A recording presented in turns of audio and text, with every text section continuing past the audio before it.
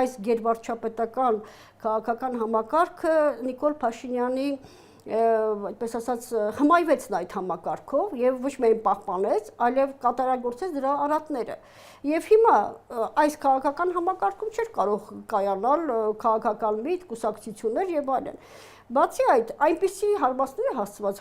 հայոց պետականությանը, որ սա արդեն կուսակցությունների խնդիր էլ չէ։ Սա արդեն դադարում է լինել պարզապես կուսակցությունների կամ անհատների խնդիր։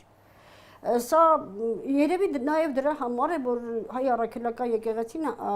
հայտնվեց քաղաքական իրադարձությունների, իրողությունների կենտրոնում, որովհետև բոլոր ուժերը ցույց տվեցին սեփական անզորությունը, նաև այն պատճառով, որ պետությունը ուղղակի, եթե նայենք ձերբակալությունների այդ հարահոսին չդադարող ձերբակալությունը, պետական ահաբեկչություն է իրականացնում երկրում։ Սա ըստ էության պետական ահաբեկչություն է քաղաքական խնդիրներ լուծելու համար։